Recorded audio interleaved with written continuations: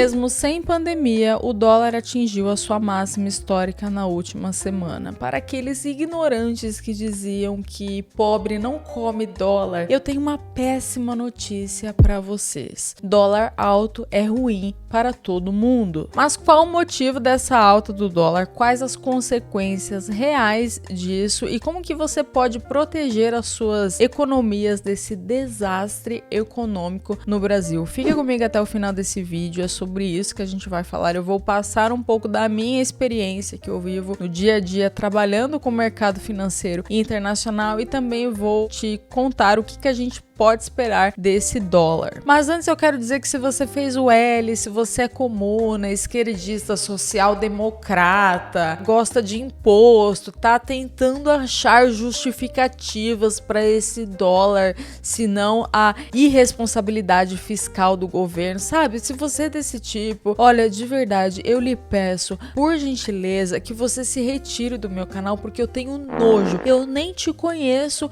e já tenho nojo de você. Eu tenho nojo de esquerdista, eu não quero contato, tá bom? Combinado? Agora, se você é capitalista como eu, inscreva-se no canal e já deixe o seu like. Vamos então aqui para o vídeo, gente. Mas afinal de contas, por que o dólar está subindo hoje? Gente, existe uma miríade de variáveis que afetam o dólar no curto prazo. Por exemplo, balança comercial, importação, exportação, especulação, conflitos globais, fluxo de capital. Então, a gente não consegue atribuir o motivo da variação do dólar no curto prazo a uma única causa. Entretanto, um fator que contribui muito para esse dólar alto é a deterioração das contas públicas. Veja esta notícia aqui em maio, tá? Notícia de maio, falando que o rombo fiscal bate recorde e supera números da pandemia. Gente, esse comportamento do dólar, para quem entende um pouco de mercado, ele já era previsto em função da irresponsabilidade fiscal do governo. Então, e muita gente nessa época pensou duas vezes antes de investir no exterior. Ai, não, eu vou esperar o dólar cair um pouquinho para eu investir fora. Sempre assim. Aí daqui a pouco o dólar chega a R$7 e você tá aí com o seu dinheiro em tesouro direto, em CRI, CRA, COI e essas outras ninharias de mercado nacional. Por que o rombo fiscal? Por que a deterioração das contas públicas não é positivo para o Brasil nesse sentido? Porque imagina o seguinte, tá? Vamos dar um exemplo para quem não sabe de economia. Você emprestaria ou confiaria o seu dinheiro nas mãos de alguém que gasta mais do que ganha? Que não tem responsabilidade com o próprio dinheiro? Você confiaria? Provavelmente não. Então, a nível soberano, acontece mais ou menos a mesma coisa. Essa situação de responsabilidade fiscal fez com que tanto Morgan Stanley quanto o JP Morgan, eles rebaixaram a nota de crédito do Brasil nesse sentido, tá? Ou seja, a percepção de risco do país aumentou. Essas duas instituições, estão considerando que hoje é mais arriscado investir no Brasil. Aliás, tem muita gente que fala sobre os riscos de investir no Brasil. O próprio Elon Musk, quando estourou aquele negócio do X, que isso colocou em xeque toda a confiança nas nossas instituições. Também, alguns investidores famosos alertaram sobre os riscos de investir no Brasil. Mas o brasileiro médio, devido a esse viés doméstico, ainda acredita que investir no Brasil é a coisa mais segura do mundo e deixar todo o dinheiro no Brasil é o mais seguro e investir no exterior, investir nos Estados Unidos que é arriscado. Eu não consigo entender isso, gente, sério. Um outro dado que me chama a atenção e que contribui indiretamente para essa alta do dólar é justamente a recuperação do DXY. Veja aqui no gráfico, a linha roxinha é a cotação do câmbio, né? Brasil é real brasileiro versus dólar. E a linha azul é o DXY. Se a gente pegar ali desde julho de 2023, veja que as duas linhas elas tendem a andar quase que juntas. Entretanto, a partir de julho desse ano, o DXY começou a cair muito, ou seja, o dólar, isso é o dólar se enfraquecendo em relação a uma cesta de moedas, porque o DXY é uma cesta de moedas. Essa cesta de moedas não inclui o real brasileiro, mas historicamente, ali pegando desde julho para cá, existe uma certa correlação. O curioso é que o DXY vinha caindo muito, tanto que ele atingiu ali uma região de suporte e o câmbio, mesmo assim, estava aumentando. E aí, agora, qual que é o cenário? O dólar voltou a ficar mais forte, veja que o DXY está subindo e aí o câmbio começou a disparar. Lembrando que assim, não é uma correlação tão direta, porque, de novo, o DXY não inclui o real brasileiro na sua composição, mas em questão de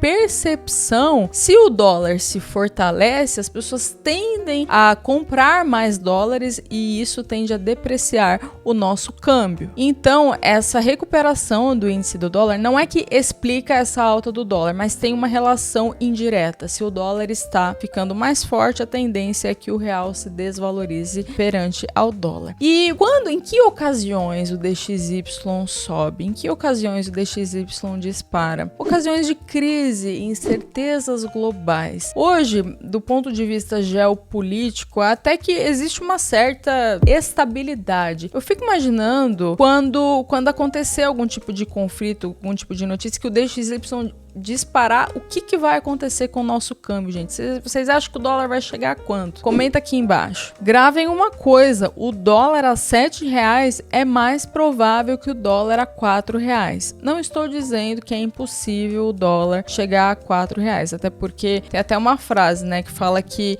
Deus criou o dólar para que os economistas se mantivessem humildes, porque, gente, não dá para acertar câmbio no curto prazo, não dá para você fazer valuation e calcular preço justo de dólar, não é isso, não tem como, porque são muitas variáveis que afetam, mas em termos de probabilidades é mais provável dólar a R$7 do que a R$4. E por quê? Eu vou fundamentar isso. A nossa inflação aqui, a inflação do Brasil, ela é historicamente menor do que a inflação nos Estados Unidos. Isso significa que o real deprecia de forma mais rápida que o dólar americano. Veja aqui dois gráficos, tá? Comparando dados desde 1996. Veja como o CPI, que é o índice de inflação nos Estados Unidos, em relação ao IPCA, o CPI está numa curva abaixo, ou seja, a inflação dos Estados Unidos é historicamente menor do que a nossa. Isso, assim, considerando o termo inflação como inflação de preços, tá? Os austríacos definem inflação de uma outra forma. Eu tenho um outro vídeo aqui no canal falando sobre o conceito de inflação, que eu exploro esse assunto um pouco melhor, mas para todo mundo entender, vamos considerar aqui inflação o conceito mainstream, que é a inflação de preços, ok? Então, assim, só por essa informação, por esse diferencial de inflação, o dólar vai subir em relação ao real, gente. Então vocês não tem que ter medo de comprar dólar. Vocês não tem que ter medo de investir em dólar. Sabe? Não tenta acertar o dólar, acertar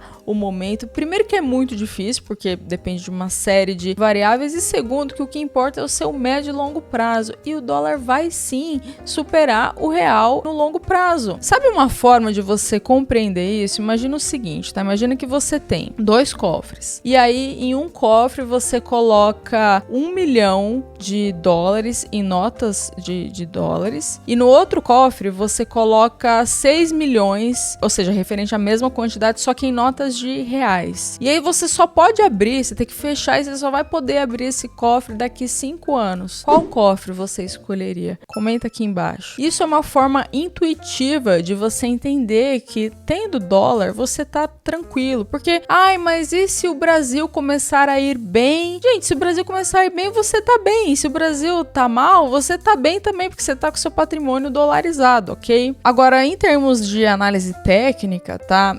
Geralmente, máxima histórica antecede uma correção, uma queda. Então, pode ser que aconteça uma queda. E você tem que aproveitar essas quedas, porque com esse fluxo de capital indo pro exterior, saindo da bolsa, gente, assim, pode ser que o Banco Central tente conter essa sangria. Ou então pode ser que o governo aumente o IOF, por exemplo, como foi na época da Dilma. Vocês lembram que aumentou o IOF para 6,38 na época da Dilma? Hoje o IOF para transações financeiras é 0,38. Quem garante que o governo não pode, numa canetada, aumentar esse IOF? Aí você vai falar assim, tem gente que fala assim, ah não, mas tem restrições da OCDE e o governo se comprometeu a diminuir os impostos e de acordos internacionais e transações internacionais. Ok, tem isso, mas você confia no governo? Porque para conter essa sangria, gente, eles fazem qualquer coisa. Então aproveitem enquanto ainda há tempo. É no mínimo 30% de todo o seu dinheiro no exterior. Gente, é no mínimo isso. Ai, mas eu não quero fazer de uma vez porque tá na máxima histórica. Então começa aos pouquinhos. Então faz uma parte agora,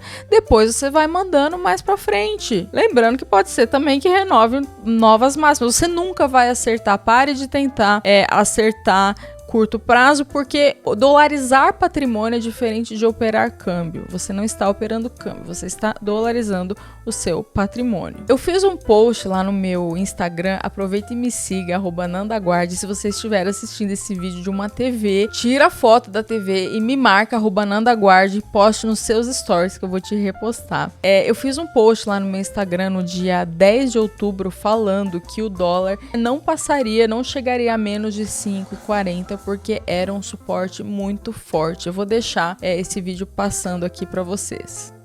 Qual a sua projeção para o dólar em 2025? Gente, é muito difícil fazer projeção do dólar no curto prazo, porque existem muitas variáveis que podem afetá-lo.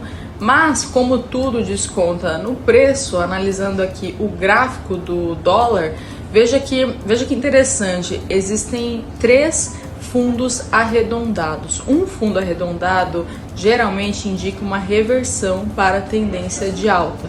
Só que no caso não tem um único fundo arredondado, são 3 fundos arredondados, o que torna esse padrão ainda mais forte. Por isso que eu acredito que é muito difícil, eu diria que improvável o dólar voltar ali para 5,40 ou abaixo disso. Mas, a gente não tem bola de cristal para saber aquilo que pode acontecer. A análise técnica é uma questão, um jogo de probabilidades. Quem me passou esse insight dos fundos arredondados foi meu amigo Jonas Fagá, meu professor, meu mentor. É uma pessoa que eu admiro muito, que eu tenho um respeito muito grande, talvez uma das únicas pessoas no mercado financeiro que eu admiro. Sério, gente, sério, eu admiro poucas pessoas. O Jonas talvez seja o único, tá? Vocês precisam parar de acreditar em influencer meia boca e vocês precisam parar de acreditar na Faria Lima. Vocês não podem acreditar no seu assessor de investimentos, tá? Olha só, eu trabalho no mercado financeiro, tá? E aí eu vejo situações como essa aqui, do economista-chefe da XP falando que o dólar não ia passar de R$6 no dia 9 de julho de 2024. Na verdade, essa notícia aqui tem uma mais antiga ainda, que é: dificilmente veremos dólar consolidado acima de 5, diz economista-chefe da XP. Essa aqui é a notícia original. Olha só, por que você não deve acreditar no seu assessor de investimentos nem no seu gerente de banco? Porque ele não quer que você mande dinheiro para fora. Faça um teste. Um teste. Você vai entrar em contato com o seu assessor ou com o seu gerente de banco e você vai falar assim: eu quero mandar metade do meu patrimônio para um banco americano. Tá? Você nem vai citar nome, tá? Se te perguntar, sei lá, inventa o nome, fala que você quer mandar pro Citibank, não sei. Faça esse teste. Depois, observe o comportamento deste meliante. Ele vai te falar assim: não, veja, mas aqui no Brasil nós temos oportunidades porque os juros são altos. Não, porque aqui no Brasil, não, você tá seguro. É o seu país. É o país que você conhece. Não, porque veja, eu tenho esse produto aqui que eu posso te indicar, como por exemplo um COI ou uma debênture incentivada, ou um tesouro com um spread altíssimo que eu fico e não te conto. Então assim, aqui a gente tem grandes oportunidades. O nome disso é apropriação indébita, porque o tipo de profissional do mercado brasileiro me lembra muito aquele meme do bolo, sabe? Que tem uma festa numa prefeitura e aí vai todo mundo em cima do bolo porque não aceita e quer sugar o máximo, sabe? Esse tipo de comportamento primata, entendeu? O nome disso é apropriação indébita. E aí sabe o que você vai falar pra esse indivíduo? Você vai falar assim, o nome disso é apropriação indébita. Eu quero mandar o meu dinheiro pra fora. Você tem que apertar esses caras, você tem que pressioná-los, você tem que mostrar o quanto eles são desqualificados e não sabem o que estão fazendo. Gente, esses dias, eu tava fechando com uma cliente $100 mil, tá? A cliente vai mandar $100 mil pro exterior. Ela tem uma conta no Banco do Brasil. Vocês acreditam que o gerente dela, o cara lá que atende ela, falou pra ela que ela não poderia, que até ela poderia fazer essa operação, mas que ela pagaria imposto de renda pra mandar o dinheiro pra fora. Vocês acreditam nisso? Mas eu fiquei tão puta quando eu ouvi um negócio desse que eu falei na hora, coloca ele na linha aqui agora, que eu quero entender sobre qual alegação, sobre que argumento esse jumento tá falando que você vai pagar imposto. Imposto do quê, minha filha? Enfim, eu consegui, óbvio, o cara ficou sem reação, né? Falei com o cara, ficou sem reação, fechou, deu tudo certo, mas olha que situação deprimente, sabe? Que situação deprimente. Eu tinha até vontade de expor a cara do meliante, né? Até porque ele trabalha no Banco do Brasil, ou seja, eu que pago o salário dele, né? Então, assim, funcionário público, né? A gente paga o salário. Mas eu não tenho por que fazer isso. O ponto é que é uma coisa cultural desse país lixo, de não querer perder, de se apegar ali no pedaço de bolo. Se eu faço isso com o meu cliente nos Estados Unidos, eu tenho licença, tá? Na SEC, depois procura lá no site da SEC, Guardian Global Investments. Eu tenho licença na SEC. Se eu faço isso com o meu cliente, meu amigo, eu corro risco de perder a minha licença, porque isso não é uma prática comum nos Estados Unidos. Na verdade, nos Estados Unidos existe o respeito pela propriedade privada, algo que não existe no Brasil. No Brasil, o profissional que te atende não respeita nem sequer o seu próprio dinheiro. E pior, eles vêm com essas alegações fragilistas de oportunidades no Brasil, de juros no Brasil. Os juros no Brasil se a inflação é alta. Os juros no Brasil, se você vai ter uma inflação e aí o seu rendimento real pode ser até negativo. Ainda mais agora com esse dólar. Gente, com o dólar alto, o que significa? Que tudo que vem de fora, seja medicamento, eletrônico, tudo vai encarecer. A própria gasolina também tende a encarecer. E se encarece o combustível, também encarece o transporte de mercadorias, de coisas e tudo tende a encarecer. Então não vem com essa conversinha de juros com essas pressões inflacionárias hoje no Brasil. E muito menos com essa coisa fragilista, esse argumento medíocre de que no Brasil a gente tem boas oportunidades. Cara, a Bolsa Brasileira, olha só o gráfico aqui, ó, do retorno das principais bolsas do mundo. Quem que você vê sangrando ali? É o EWZ, é a nossa bolsa americana em dólares, esse lixo. Ah, não, mas veja, a gente tem boas empresas. Aí vem as putinhas da B3. A gente tem boas empresas. Aí o cara me fala 5 empresas e quer comparar com o mercado americano. Cara, assim, na boa, eu fico puta. E você pode falar, você tá falando isso porque você tem negócio de... A gente faz gestão, carteira administrada no exterior. Tá, pode ser. Tudo é marketing. Até, se quiser preencher o QR Code aqui, entrar em contato com a minha equipe. A gente tá até sem agenda agora em dezembro, em função do volume, mas tudo é marketing. Só que assim, o que eu tô falando não é nenhuma mentira. É o que eu faço na minha carteira pessoal. Se eu abrir a minha conta pessoal no Brasil, vocês vão dar risada. Eu não tenho dinheiro no Brasil. Eu não invisto no Brasil. Meu dinheiro está todo nos Estados Unidos. E assim, se você tem todo o seu patrimônio construído no Brasil, pra quem tá começando, às vezes tá pessoa jovem, porque aparecem uns jovens que me assistem, assim, tipo 18 anos e tal, tá começando, tem pouco dinheiro ainda. Pô, aí eu super entendo, gente. Aí realmente você pode, é a hora, sabe do quê? De você pensar em conhecimento, de você estudar pra não cair em golpe, pra não jogar tigrinho, não cair em pirâmide. Agora sim, se você sabe da irresponsabilidade fiscal do governo, se você sabe que o dólar sempre vai prevalecer em relação ao real e que vai subir no médio e longo prazo. Se você sabe que o mercado brasileiro é irrelevante perante ao mundo, se você sabe que a nossa bolsa de valores não renova novas máximas históricas desde a crise de 2008, e se mesmo assim você tem todo o seu dinheiro no Brasil, sabe o que você merece? Um COI na sua carteira. Você merece um CRA, um CRI, entre outras ninharias. Não adianta, cara, não adianta explicar, assim, é esfregar na cara. Se a pessoa não quer enxergar, a pessoa fica aí só vai aprender, sabe quando? Quando aí o dólar começar a atingir novas máximas, e aí o S&P também atingir novas máximas, e ouro, e ETF de cibersegurança, entre outros ativos que eu até já comentei aqui, que inclusive estão, modéstia à parte, estão indo muito bem, a pessoa só vai entender assim. Quando começar a ver tudo, fala, poxa, eu devia ter feito, eu devia ter comprado, eu devia ter, né, só vai aprender assim, enquanto isso fica aí com lixo na sua carteira, tendo rentabilidade real negativa, perdendo para a inflação. Aliás, isso é um outro impacto também do dólar, né, porque imagina o seguinte, o dólar alto tende a encarecer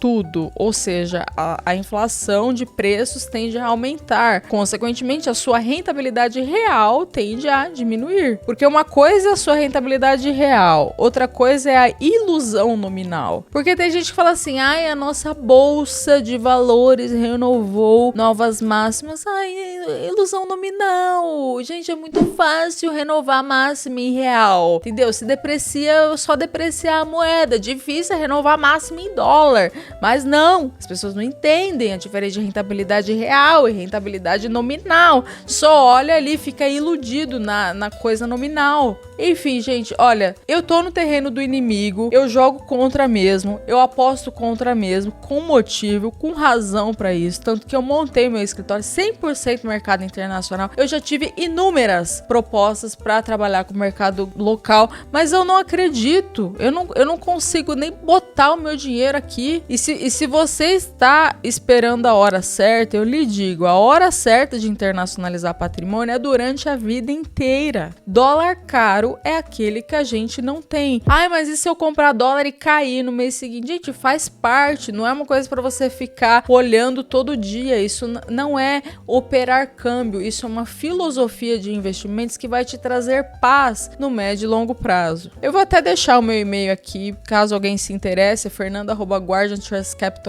Vai ser um prazer te ajudar, um prazer entender a sua situação e te orientar em relação a migrar o seu patrimônio, parte do seu patrimônio para o exterior. Lembrando que eu estou sem agenda, completamente sem agenda para esse ano, mas eu vou fazer o possível para responder todo mundo e acho que até como propósito da minha vida é fazer com que as pessoas não percam dinheiro, porque o que eu mais vejo são carteiras machucadas aqui no Brasil de pessoas perdendo dinheiro. Eu espero que vocês tenham gostado desse vídeo e até o próximo, pessoal.